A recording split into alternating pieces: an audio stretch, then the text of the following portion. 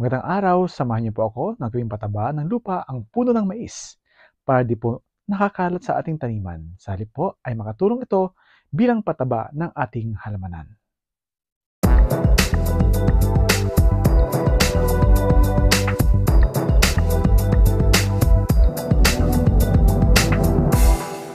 Good day mga kapatid! Ayan po, ito yung problema po natin ngayon. Kung paano po natin ito makompose itong mga puno ng mais. Napakapangit pong tingnan kung nakatambak lang po dito. So ngayon, samahan niyo po ako para po natin i-compose ang puno ng mais nito. Ano nga ba ang compost pit? Ang mga compost pit ay ginagamit upang gumawa ng mga pataba at matabang compound sa pamamagitan ng pagtatapon ng mga nabubulok na bagay na nabubulok. Naglalamay ito ng maraming mahalagang elemento para sa paglago ng halaman at sa makatuwid ay madalas na ginagamit bilang pataba. Tara na at simulan na natin. Gamit ko po itong cutting DIY machine or self-cutting. Unang-una ay putulin na po natin itong puno ng mais ng may ikli. Maganda po ba ang compost pit sa ating mga halaman? Siyempre naman po. Ang compost po ay umaakit ng mga critter at microorganism na mabuti para sa lupa at halaman. Isipin po ninyo, no? Ang compost po, tulad ng prebiotics para sa ating katawan ng tao, kailangan ng mabubuting bakterya upang labanan ang mga sakit at panatilihin tayong buhay at gumana. At yun po sa ating mga halaman. Nangangailangan din po sila ng prebiotics para gumanda po ang tubo ng ating mga halaman. Pagputol-putulin po ng mabuti ang puno ng mais para po mapabilis ang pagkabulok nito. Mag-iingat lang po sa mga mayroong DIY cutting machine, baka po maputol po ating daliri. Ingat lang po. At di lang po puno ng mais ang ginagamitan po ng DIY cutting machine, kung hindi po, pwede rin po ito sa mga puno o mga halaman na di na po namumunga. Putulin na po ito. Nakakasagaba lang po sa ating mga taniman.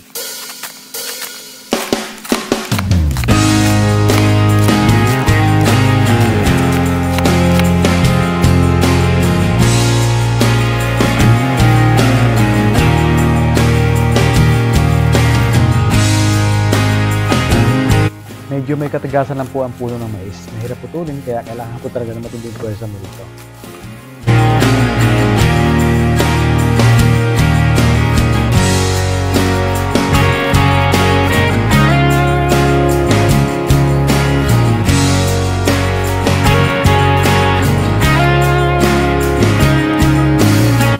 At malapit na rin po tayo matapos. Naghintay po tayo ng 8 to 12 days para po ma-discompose ang mga puno ng mais, para magamit rin po natin na pataba sa ating mga halamanan.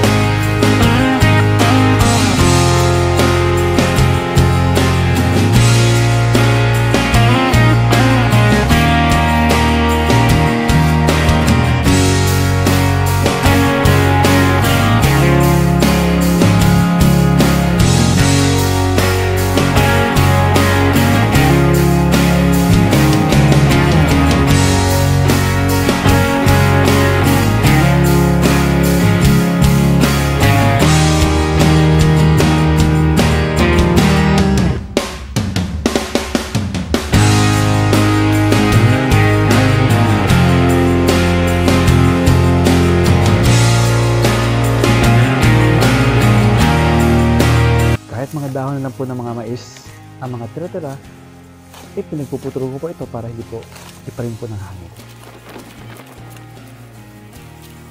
Magpapadalan po ito. Ayan po at natapos na. Maghintay po tayo ng 8 to 12 days para po mabulok po ang ating mga pinagpuputol-putol na puno ng mga mais. So ayan na nga. At nabulok na po yung ating pinagpuputol-putol na puno ng mga mais. Ayan po ay ilalagay na po natin sa ating taniman.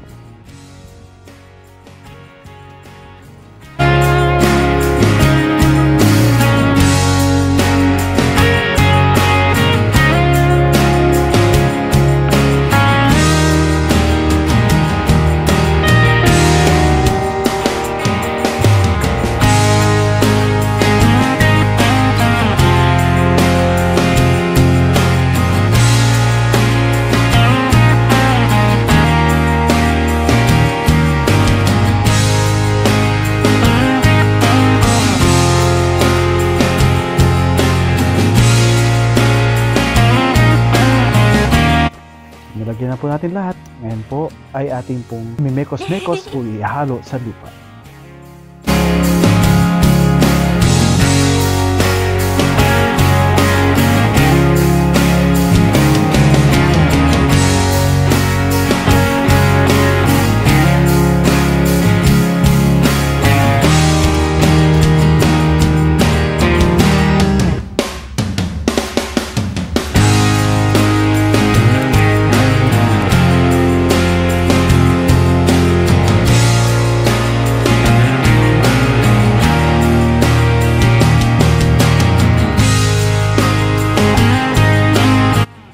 Hanggang dito na lang po ang aking video na sana po ay nakatulong bilang impormasyon po sa inyo.